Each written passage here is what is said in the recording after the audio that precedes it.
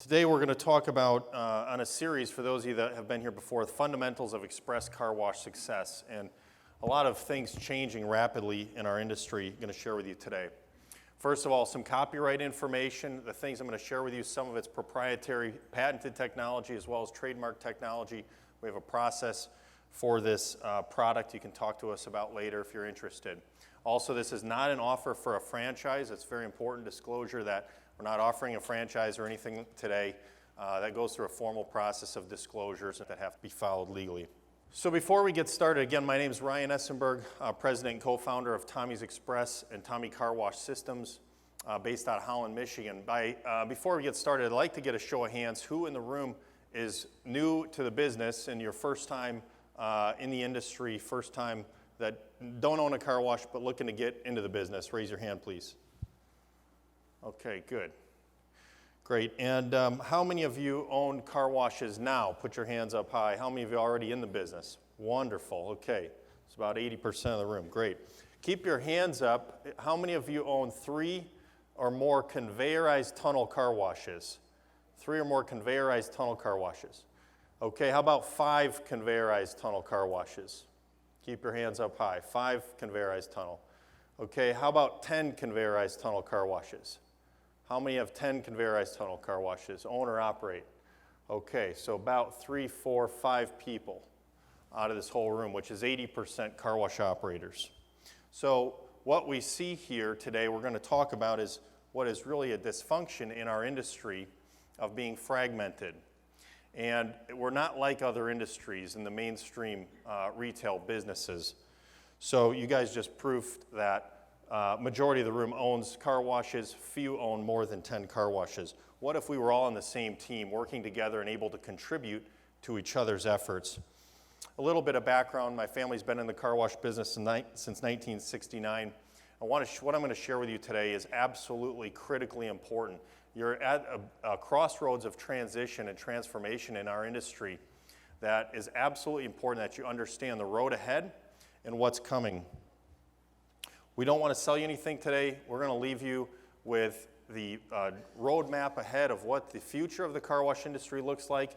Not asking you to sign up for anything or buy anything, so let your guard down, but understand a little bit of the transformation happening. I want to talk about the type of car wash I'm referring to today, what we call a high-performance, high-processing conveyorized tunnel wash system. So this is a little bit of a picture of how we wash cars on a fully automated machine. There's no person at the loading except for on busy days. Otherwise, it operates self-loading. Cars are washed fully automated with equipment, and they're dried fully automated. Customers can leave the wash and go into a free vacuum center at the end.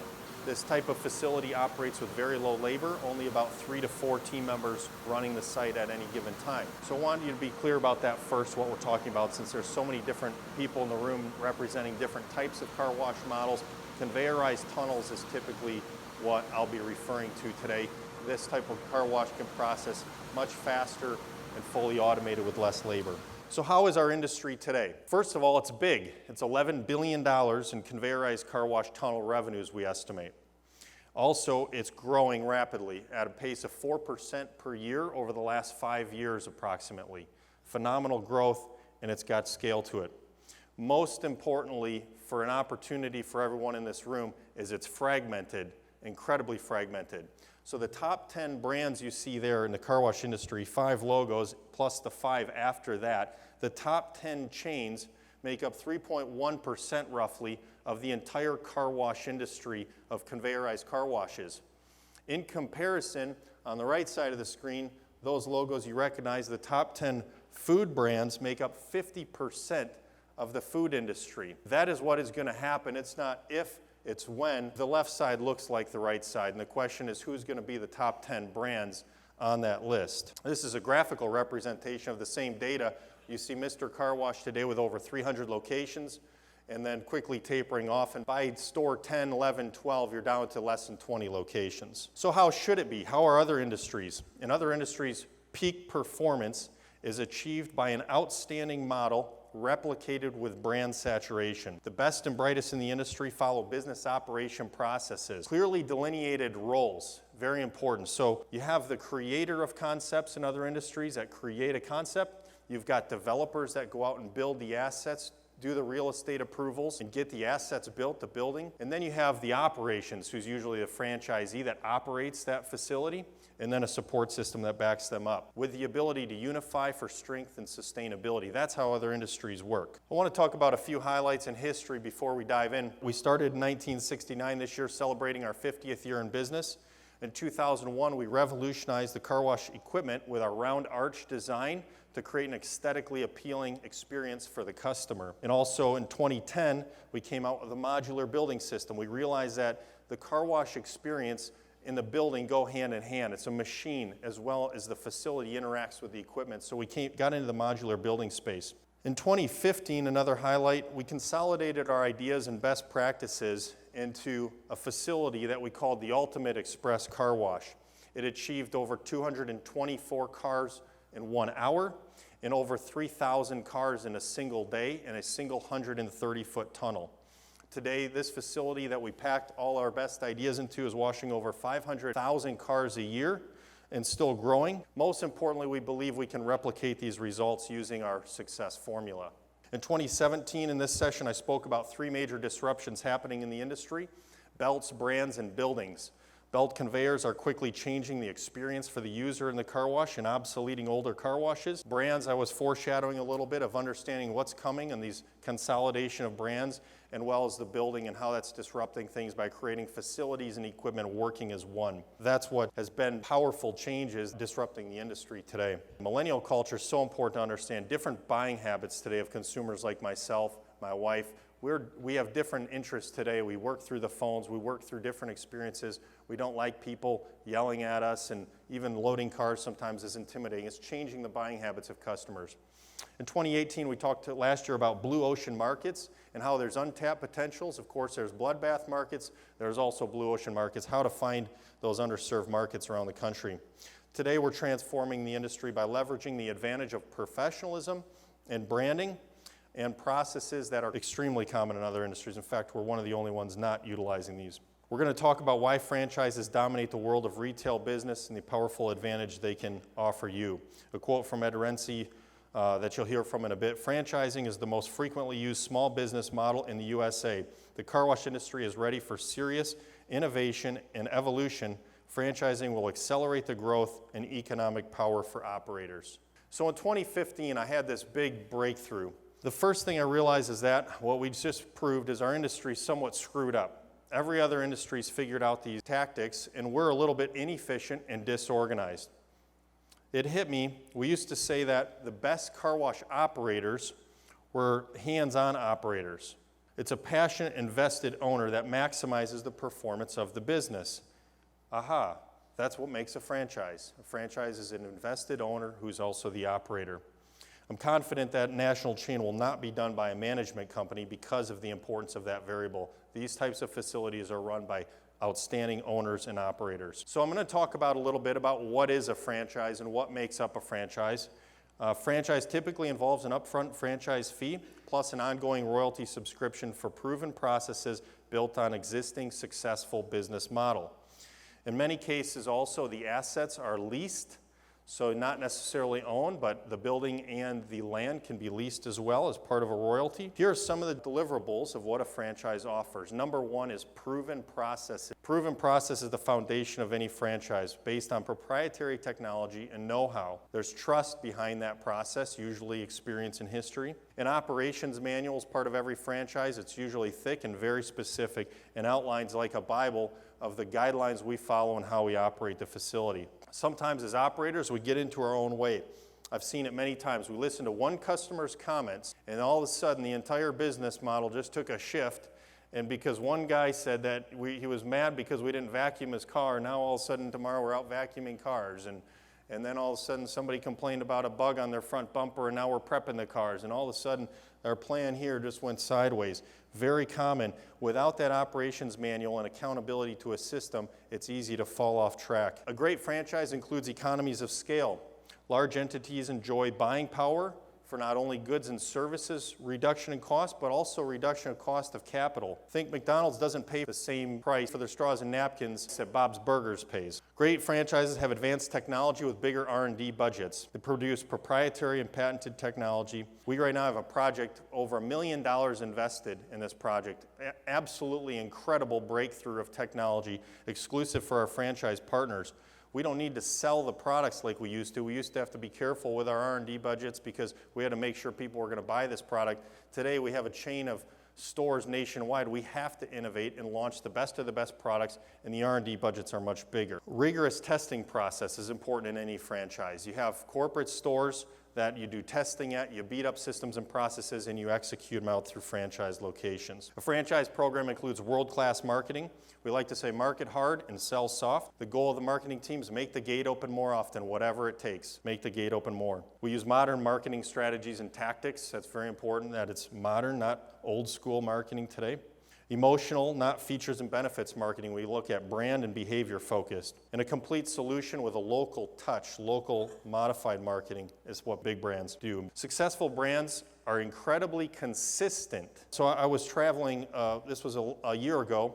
We're going around the world, and we had 2 shows back to back, so we had to travel around the world. We had been about 15, 16 days maybe without being in the United States. And we all know what that means is probably haven't had really good food or food we're used to. We got to Bucharest, Romania, and interviewing a franchisee in Bucharest. And when we saw McDonald's, it was like heavenly. We got in there so fast, we were so excited when we could go get ourselves a cheeseburger and fries because we wanted food, something we knew and understood. Southwest Airlines, everybody knows Southwest, incredibly consistent. Not necessarily the highest end service, but unbelievably consistent. No one today in the car wash industry has leveraged consistency on a nationwide level or experience. Never-ending operation support is important for a franchise. Keyword is never-ending. Equipment suppliers, distributors can help you for a little while, get you started. Franchising's by your side forever, your franchisor and your partners for the future. As an equipment supplier, we had to make that project happen and move on, pay the bills. You got to move on to the next job. Distributors got to move on to the next job. Franchising, it's a catalyst to be partners for 20 years. Clear roles. So coming back to clear roles and delineated responsibilities of who's doing what. Developers are a key part of most retail business rollouts. Developers often find the land. They go through the entitlements, approval process, sometimes finance a project, build the facility, and the franchisee comes in and operates it at the end of the day and essentially can, in many cases, become a tenant. This is how they scale fast. I was at a convention last year, and a big industry real estate convention, and I went in and told somebody about how the car wash industry does this, where the owner kind of builds the thing and goes through the process of painful with architects, and they laughed at me. What are you guys doing? It's absurd. That's not how retail rollouts work. They have developers go and build these things, hand over the keys, and the operators are operators. Franchisees often a tenant. A great franchise requires a great franchisor. Those of you that work out in the room, when you work out, you don't need somebody to be a personal trainer and teach you everything. You need somebody to tell you run and stand behind you and scream, run faster. That's the role of a franchisor. They enforce process and procedures and brand standards, not to be the fun police, but to maintain a high bar for everyone else who's in that system and the other franchisees. They provide leadership like understanding depreciation, one of the highest, most misunderstood things in our business, and coaching you through depreciation and how it impacts your car wash facilities and when is the right time to reinvest. The franchisor has overhead, operational support, field ops, consulting visits. They provide multi-level training on different levels. Development process up front with a franchisee getting into the business. They provide consumer customer service, a lot of times call centers centralized. They go through onboarding of franchisees. They, of course, do corporate marketing like attending conventions and expanding the brand, which helps everybody. They provide a support infrastructure. They provide accounting support often, do a lot of analytics, and work on understanding the financials and helping franchisees grow. They often provide an operational management software system that everybody can tap into and unify the team. A great franchise involves servant leadership, willing to go first and blaze a trail and share in the risks, also willing to fail. We might fail 30% of the time, we're going to win together 70% of the time.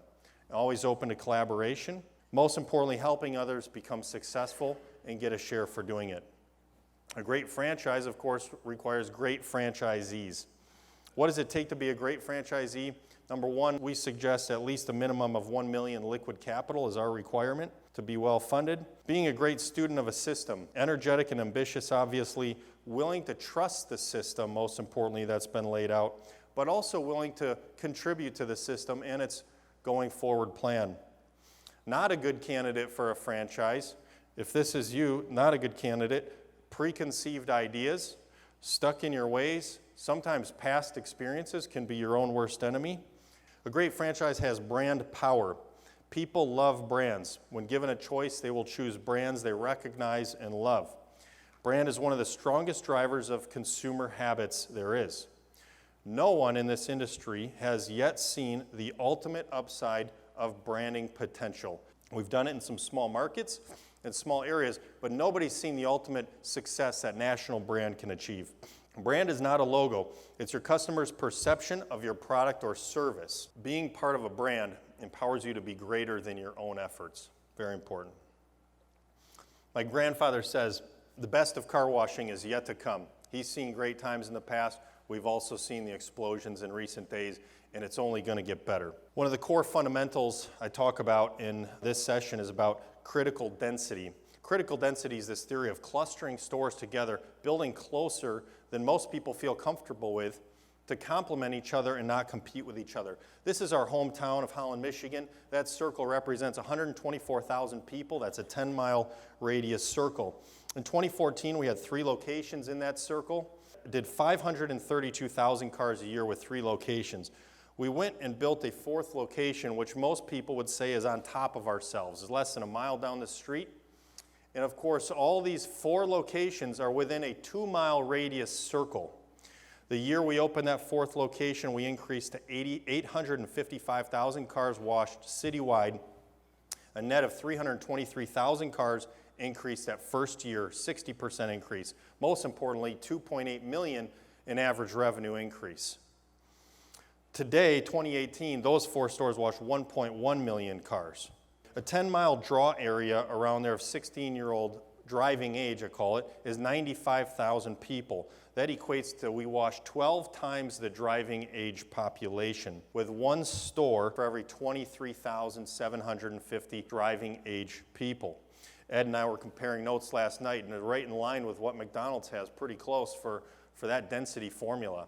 There's about 4 McDonald's locations in that circle. That doesn't include our competitors' tunnel. It doesn't include any in-bay automatics and self-serves, which there's plenty of. Now it's our duty to serve the world on the same level of professional car washing, easy, accessible. By the way, we've jockeyed for position in this town several times. We've relocated 3 sites over the years since 1969 to get the best corners. So let me dig into a little bit of the specifics of what we offer, what we do today at Tommy's Express. Everyone, of course, gets hung up on the royalty. Well, most people realize after they understand the processes and the systems behind this, including the financial performance, which we can't share up front until we get closer together. But the royalty is one of the easiest decisions you'll make at the end of the day. It's simply a return on investment, and if we can't deliver you in excess of that royalty, we won't be in business. And certainly today, that's our mission. We give as much value to increase the revenue of the stores as possible. The real decision that you have to make is, can I follow a system, a pre-designed system and process? A franchise royalty is simply a catalyst to cover the cost of centralized support, systems, and services at a higher level. So the first thing that we provide today is field consulting in a franchise. We have quarterly site visits and coaching come out to the stores. We took one franchise location that wasn't following our script precisely. We coached them through it. Here's the script, exactly how you got to say it, and their club sales went through the roof. Instant return on that efforts. We provide analytics and financial analysis with weekly analytics numbers, benchmarking, and quarterly P&L reviews to coach franchisees. My father tells the story of, why does everyone know they need to clean their car wash and keep it clean? We're in the business of cleaning, but why do so few people do it? So it's an accountability partner. We're in business together to help coach each other and say, hey, we got to make sure we keep this place clean. There's a standard here. Without that, things can slip. We build in contribution into the program, so automatically giving back to the world and your communities. That comes out of our end of the deal, and we create contribution built in. One less thing you have to think about so you can focus on customer service. We also centralize club member administration in-house. So if a club member Motors has a problem, they want to change their license plate number, or they have a problem with their credit card, they call corporate central, so we can keep our site staff out focused on serving the customers and delivering an exceptional experience. We've created an app with license plate recognition integrated so the customers can manage their club plan on their phone, reducing our administrative costs. We have managed websites, never have to think about building a website or social media pages, all handled by experts. We have a phenomenal team, and one lady who has a master's degree in social media, that few have, incredible asset to the team where we can manage your social media pages, know exactly how to respond professionally at a higher level. Economies of scale. We used to own a hotel, and the management company that ran the hotel for us could claim that they could basically pay their management fee that we paid them in the savings they were going to contribute to us. That's something we look at a lot today. Our franchisees save money on parts and soaps by being part of the system, and there's more of that to come. There's economies of scale. We blend our own soaps for some of our core commodity products, and we were just able to reduce the prices on those blended products because of that ability to in-house blend and get the economies of scale that we're starting to see. So we've built in that immediate savings up front. We require 20 days today of required training. We're franchisees also for Tim Hortons Coffee up in Michigan. When we signed up for that, we had to send our manager for over a month of training just to make coffee. Today we deliver 20 days, and probably more of that will be continuing to expand. To teach self-sufficiency is very important in this business. This is a fast processing. That wash does over 1,300 cars a day on average. This is high processing. Downtime is the enemy. You cannot afford to be shut down ever. So self-sufficiency in-house, you're not waiting on a service company to come help you out. This isn't like an in-bay automatic where it's shut down, it's put a cone out there. We manage the wash. When your competitor's shut down, waiting on a service truck to come, you're up and running. A learning management system, LMS, that's a system that tracks every team member's training level. So a lot of people think, well, that guy loading cars, that's not that important of a job. Go out there, Joe, load cars today. No, the guy loading cars on a busy day is the MVP of the property. He defines your profit for the day by how good he loads cars, how precise he makes his hand motions and his eye contact. So nobody goes out there and loads cars until they've gone through the training, accomplished the class, and we track every single team member that works at every Tommy's Express location. We have a team of marketing experts of 14 people. We've done the ability to pre-sell 500 memberships before a store ever opens. We've done over 2,000 members in the first month and over 20,000 cars washed in the first month because of this marketing team's capabilities. 3 in-house video producers on staff. We've spent big dollars on commercials that we can produce that maybe smaller chains and independents couldn't do. We can apply it to a national network. Over 3.5 million Facebook impressions, 2.6 million views of our commercials. My dad jokes he wouldn't know how to run a car wash today because of all the social media side and the technical marketing side of the business. We created a proprietary point of sale system. It was a hole we saw. They were incredibly expensive in the industry, ridiculously expensive. We cut all the fat out of it. We got rid of a lot of the clunky hardware, redesigned it from the ground up, cloud-based, runs on an iPad just like this, completely overhauled the point-of-sale system to save costs. We centralized phone service, voice over IP, so we can transfer club members back and forth easily to the store, 4-digit extensions, and it all runs on a voice over IP integrated system like a hotel does. VIP communications. We communicate directly back and forth with the location. If they have a problem, even a club member in the lane or a license plate or something they need assistance with, they can ping our team and virtually instantly hear back and forth conversations, even while a customer's waiting at the window, direct to centralized support. This is a picture of our quality assurance center where they have instant communication back to headquarters, direct from their control console that we have built into the location. Also have live monitoring of these sites where we've been able to notify the manager that there may be a potential problem or a potential damage claim risk. An extra set of eyes reduces site labor, and we're on duty when you're not. They're not always watching March Madness. So what's the investment? The upfront franchise fee is essentially irrelevant. It's $50,000. That's compensated almost entirely by that point of sale system savings of what we've achieved this year. In comparison, the royalty, 4% royalty, is just a little bit more, half again more than what you pay in a credit card fee to Visa, MasterCard, and you get an entire system and team behind you. It comes out to $15.34 at today's numbers of what it takes to get an A-list team supporting you with 50 years experience to go forward for 20 years in business. There's a small technology fee that covers some of the licenses and subscriptions required to operate the site. A franchise reduces your risk, doesn't increase your risk, gives you a sustainable platform to build on a proven foundation. There's more added value and upside always coming. Here's where we land today. Revenues as of 2018 for matured stores was $2.2 million and growing rapidly. That's matured stores that were open more than 1 year, and that's where we compare into some of the big brands you know. You might know some car washes that do $2.2 million in revenue a year. That is the average today of Tommy's Express. Also very important, these are single location operations achieving these levels that don't reap the rewards of that critical density I talked about earlier of clustering sites together. These stores are all independent single stores that are working on developing their markets and building number 2, 3, 4, 5, and 6. Also, it's a low labor business. Those of you not in the business already, it's outstanding to see these numbers combined with low labor, typically higher margins, and my favorite, no food involved. There's two paths forward. On the left, you see the world we live in today as a car wash industry is a very fragmented world, somewhat of a bloodbath and competing for each other for small locations and stores. On the right side, you see what everyone else in the world does in major industries. I've researched, been traveling, studying, attending conferences, learning about how everyone else does it, and it sure makes a lot more sense. Compete in a bloodbath versus work with your peers to co-build a brand together. Independently, small chains are slow to connect to new technology and processes. Also, for exit strategy, there's less buyers for single one-off locations versus being part of a chain. Any one of our franchisees right now, if they want to exit the business, we have leadership to help with that process.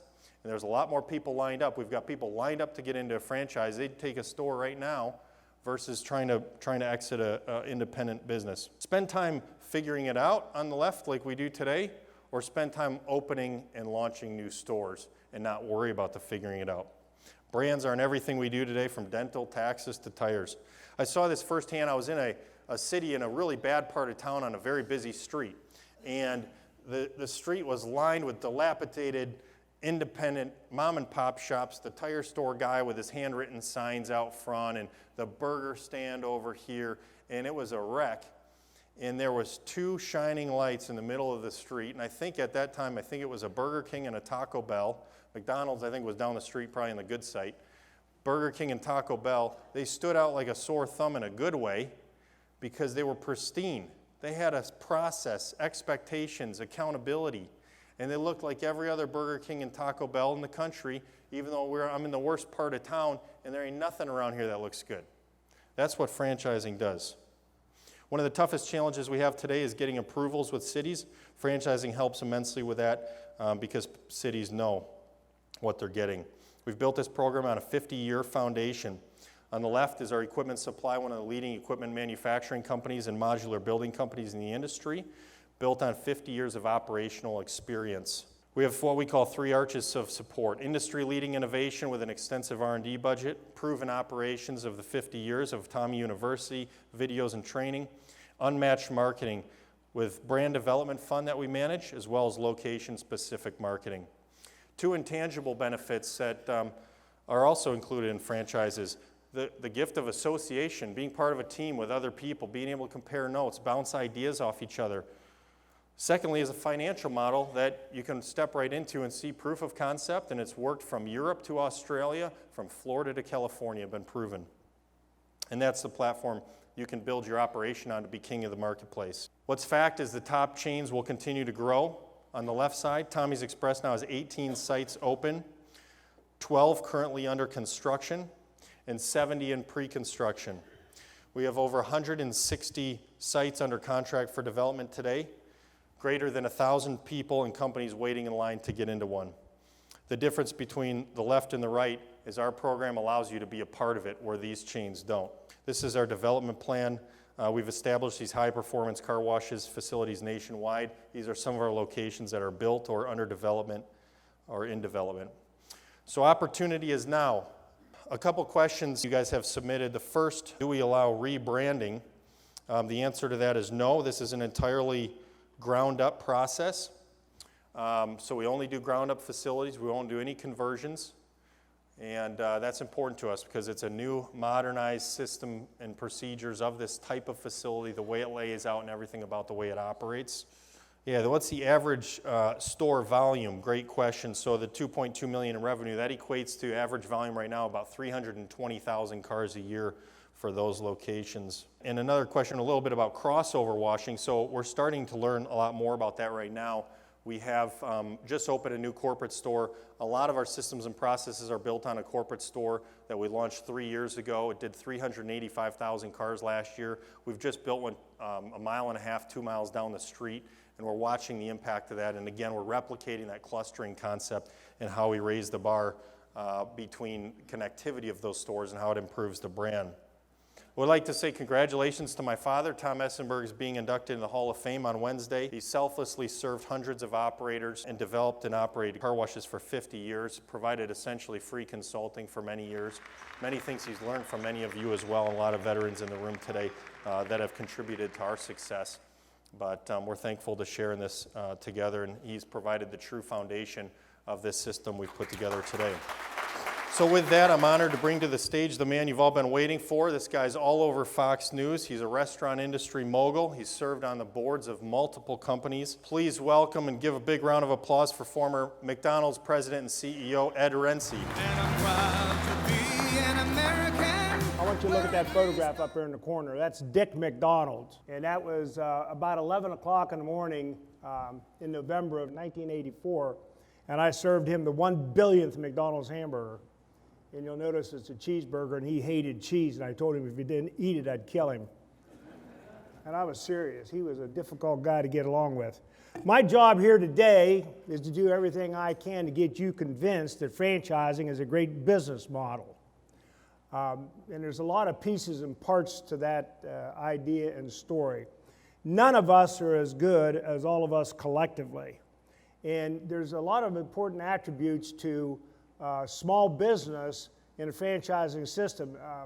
Small business is the backbone of the United States economy. Make no mistake about that. That small business creates more jobs than any other industry in the United States. The Department of Commerce defines a small business as under 500 employees.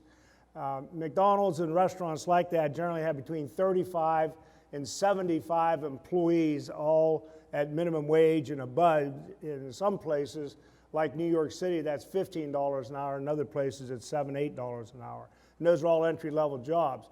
The car wash industry fascinates the daylights out of me because there's only 4 or 5 employees.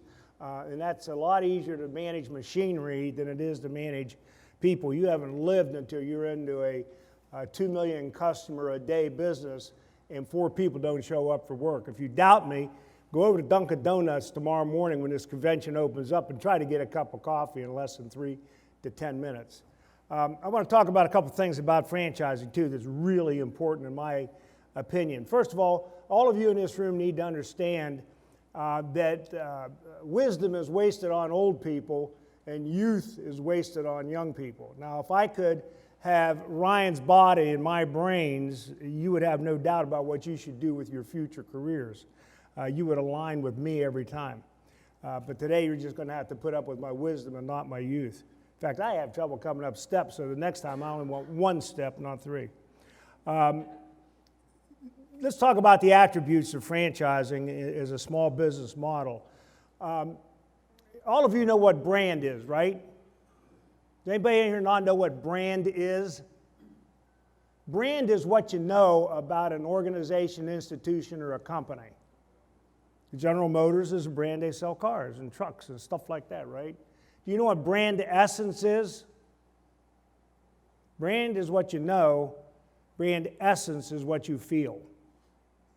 And in the small business world, when you get involved in a franchise organization, you can create a brand essence, and a brand becomes something of like McDonald's is a family restaurant, and brand essence is trusted friend forever young. I was on the board of directors of Snap-on Tools, which is a I was on that board for 23 years. It's a franchise. There's 4,500 franchisees. All of them run a $300,000 a year business.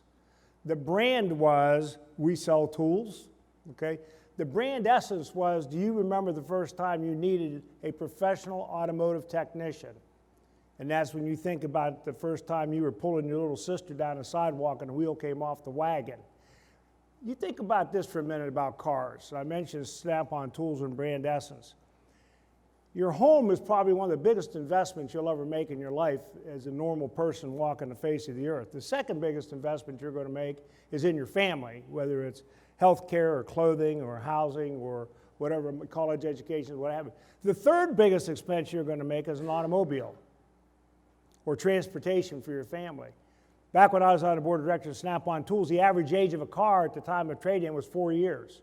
Now it's over 11 years. People are keeping their vehicles a lot longer because they now cost a car that I bought for $3,000 30 years ago. Today costs $55,000 or $60,000. That's a big investment. And you folks play a big role in maintaining that vehicle both inside and out. And so the brand essence is you're helping these folks protect a very big, important family investment. Try to live anywhere on this face of the earth other than New York City or maybe LA and not have a vehicle of some sort. You can't do it. We have suburban sprawl. We need to have these vehicles. So the brand essence is you are a trusted friend to help preserve that asset when you're in a car wash business. What does brand do to you? What do brands do for you from an economic standpoint? There's enormous power in brands. You think of all the largest corporations in the United States today, and they've got powerful brands. Joe Schmo's car wash on the corner of South Street and First Street has no brand or brand equity. It's just a place you get your car washed. You folks are right now in an industry that is where the restaurant industry was in 1950 and 60. You know, most restaurants in the United States got started after World War II when people came back, were in the military, mess sergeants largely. There were cooks and served food in the field. They didn't have any jobs to go to because the industrial military complex was shut down. They opened up small restaurants and small cafes and small diners.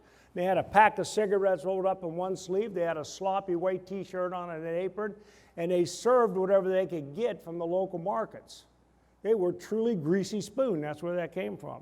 And the restaurant industry started to evolve. Ray Kroc did it. The McDonald's brothers started in 1948. Kroc bought that company in 55 and started growing the McDonald's system and started to invoke systems, standards, and procedures and cleaned up the industry. Look, get real about this. McDonald's is a hamburger joint, make no mistake. But they are the best at what they do. Give you an example of something to think about. Panera Bread is up there, got a big average volume, right? Bigger than McDonald's.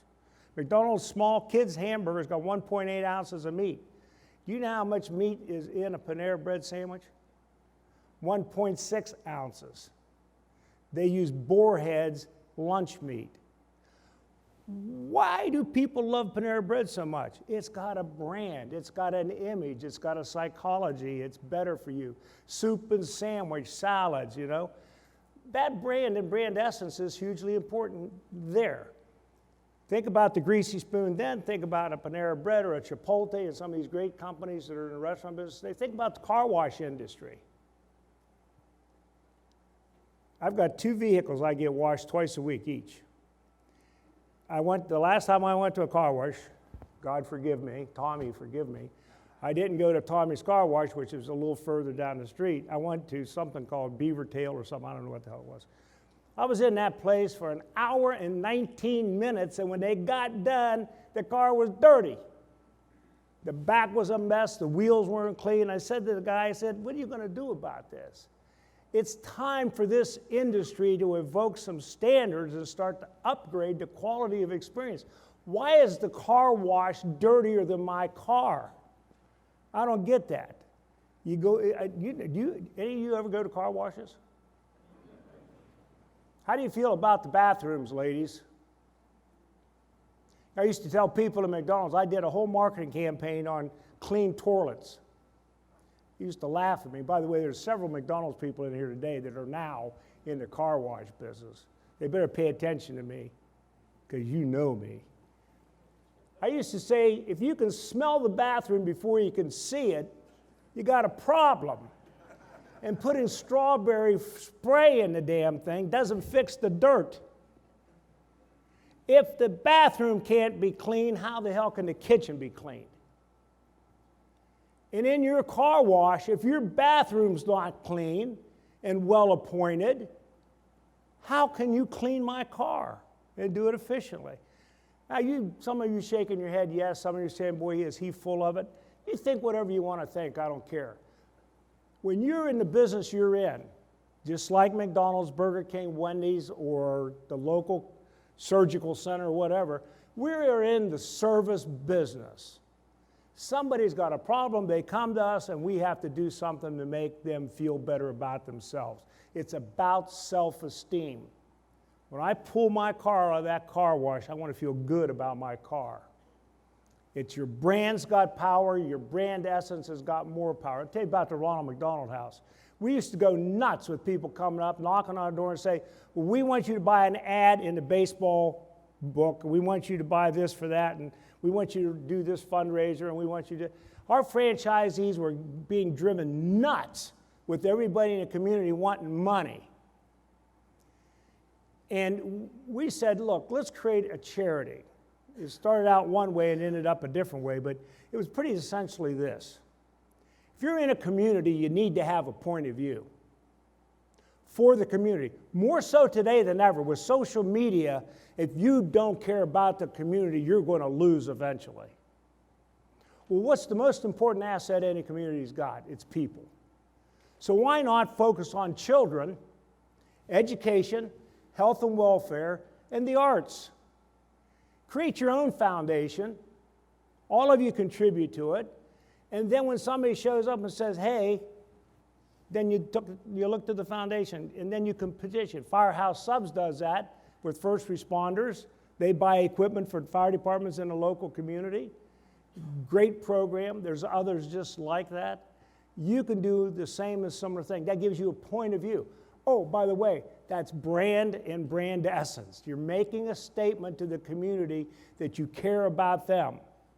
That's the emotional aspect of linking you to the community.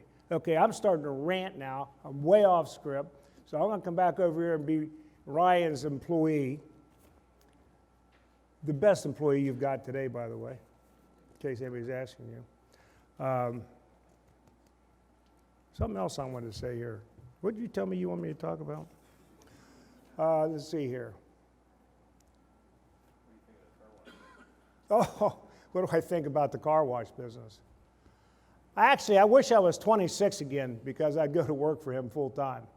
I think it's as exciting. I went to work for Ray Kroc in 1966, and he was a really strong personality. I was sitting in a board meeting one time, and he said, Rensi, now we're talking about big finance. J.P. Morgan's there. We're talking about billions of dollars around the world. He says, he's sitting at that end of the table. I was at the other end because I was in charge of the audio visuals. I'll never get over that. He said, Rensi, he said, do you have any idea why people buy cheeseburgers? And I'm looking at him. Okay, this is a trick question. What's he talking about? I said, yeah, because they like cheese. He said, yeah, they like cheese, and there's something wrong with our cheese.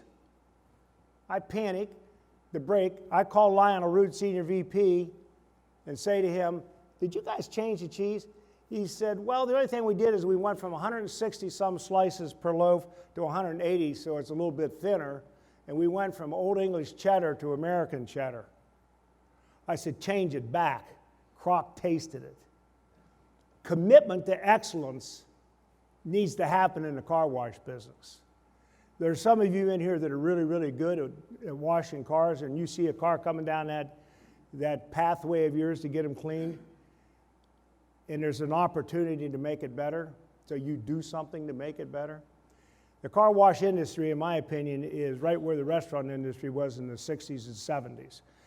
There is a time for consolidation, there's a time for rapid growth, there's a time for innovation, big time. Communities, as you know, are getting hyper about waste disposal, getting hyper about water management and conservation, energy conservation. I don't know for the life of me why you car wash folks don't have massive solar heaters as preheaters for water on the roofs of your buildings. I got a small pool or a large hot tub, however you want to look at it. My wife wants it to be 90 degrees. I put a heater on it. I also put solar heaters on the roof to preheat the water so the damn thing doesn't run all the time. I don't know why you aren't doing that big time. Why aren't you putting solar panels on the roof to generate electricity to offset the cost? That's going to build this industry like you can't believe. Get on the leading edge of that. Build your brands. Okay, I'm done talking because we got a time limit. One thing, we're going to be going into another room, and we're going to go up on top of this fancy thing that he paid way too much money for, and we're going to talk about the car wash industry. We'll be there to answer questions. The time is now for this industry to consolidate, reinvigorate, and start getting standards that everybody can aspire to.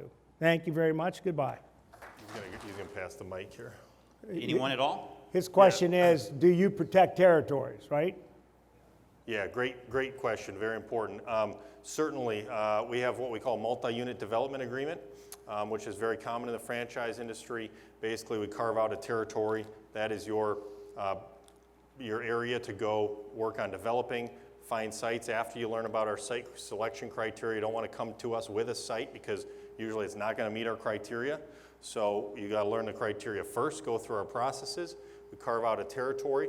There's an expectation of how many units and what timeline you have to produce those units, and you maintain that territory. So certainly we have, from coast to coast today, probably 30, 40 of those multi-unit development agreements in place. Yep, good question.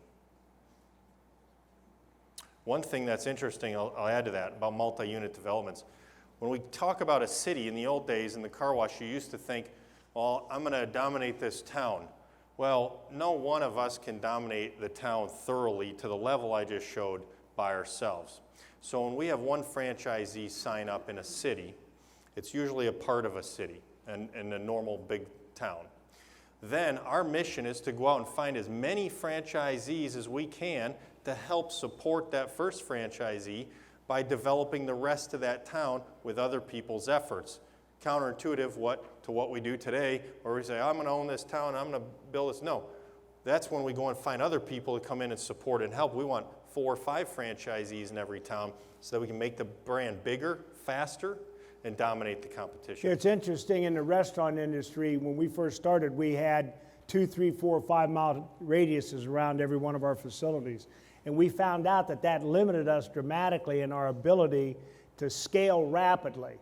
There was a period in 1982, 3, 4 at McDonald's. We built 1,200 restaurants a year for 3 straight years. And we did that because we wanted to double the size of our company to get the scale to stop Burger King and Wendy's. When we got done, we built more restaurants in those 3 years than they had together combined. The purchasing power that gives you, the marketing power that gives you is staggering. So while you may want to have a protected territory, that may make some sense. I'm going to let him worry about that. I'm not going to. But the fact of the matter is, the more locations you have and the denser you are, the harder it is for competition to penetrate. McDonald's highest penetrated market in the United States was Cleveland, Ohio.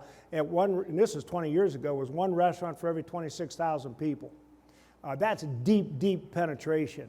So why give up the scale and the power of that? When McDonald's walked in to the potato farmers of Idaho and said, we want to buy 5 billion pounds of potatoes, they paid attention. And it's a lot better to make 1 cent a pound on 1 billion pounds than it is 10 cents a pound on 1 million pounds. Think about scale in this business and how important that's going to be, and having territories gets in the way of that. Time for one more question. Great presentation. My name's Clay Lambert from Minneapolis. You had a photo up here that was, 2015. It was a converted, it looked like a service station with dispensers. You said you don't convert, but that looked like a different model, that one. Yep. Yeah. Good question. This is, Yeah, this is one of our corporate-owned stores under our legacy brand. So our 1969, my grandfather founded Quality Car Wash. This is a lot of the foundation of our processes. When you come up and do a Discovery Day in Michigan, you'll get to go through this location. This is a model we call a gas wash C-store. It is a ground-up model. It's where a lot of our systems and processes are developed today. So on a corporate store side, we run both dual brands in West Michigan. So we have 7 corporate-owned locations today. That's one of them. And then we have the same model, Tommy's Express brand as well in Grand Rapids. So that is a model that you could do today. It's a gas wash C-store. We also have a flex serve model that has an interior cleaning center on it. In this case, the franchise would be the car wash, which you can't really see there, but it's behind the store entrance here. It's exposed on the far side there. The car wash would be the franchise. You would go out and get a gasoline brand for your gas station separately, but it is a very good model. It's part of what achieved the success is multi-profit center. Today we believe even better is go build our express model next to a busy gas station. The gas station in there is not the profit center. It's there to be there, but it's all about the car wash and all to feed the car wash. But that's an example of something that's really important in franchising. The franchisor gets to make all the mistakes and learn from those mistakes and pays for them. The franchisee gets the benefit without the cost of those mistakes. It's a huge opportunity here where they've got a live, active model where they can experiment with and not on the back of the franchisee. One more quick question. One more question. Anybody? Raise your hand. Right here. Ryan, did you say that in a specific area that's been carved out for you as a territory that you allow multiple operators or multiple franchisors? Not within, franchisees? right, not within your territory, but within a city, typically there's going to be multiple carved out territories. So at that density we talk about, we're in Michigan, one store for every 23,000 people. Let's just say it's one for every 30,000 or 40,000. A typical town is going to be a significant number. And we want fast pace on this, so it takes multiple people to build out any city that's got 2 million people, I'm talking bigger towns. It's going to take multiple people to build out those markets fast. So it'd be competing against other Tommies? Well, that's the idea. You're not competing against them because they're not direct competitors. They're building the brand with you together. Okay. Yeah, so I mean, maybe there's examples from McDonald's of how a city's broken up, and there's some corporate stores, there's some of this franchisee, some of that franchisee. Everybody's found the book and doing the process together and stronger together. I used to tell the franchisees at Famous Dave's, now Fatburger, which I'm the chairman of the board of, and McDonald's and Snap-on Tools. If you don't want anybody else in your general area, you make sure you run the best business you can run, and you buy that territory and build those other stores. It's an incentive to excel and create your own strength and power within that. If you run crappy car washes, you're not going to get another one. You got to achieve excellence in these things to keep the brand elevated at a very high level. Car washes may be an ordinary service, but you want to be the best damn car wash in the world, so you capture the largest market share. And the additional value of that today is the club memberships all cross over. So my dad jumped in his car from Michigan, drove to our Tommy's Express in Sarasota, Florida, pulled in the lane, the gate opens, he washed his car.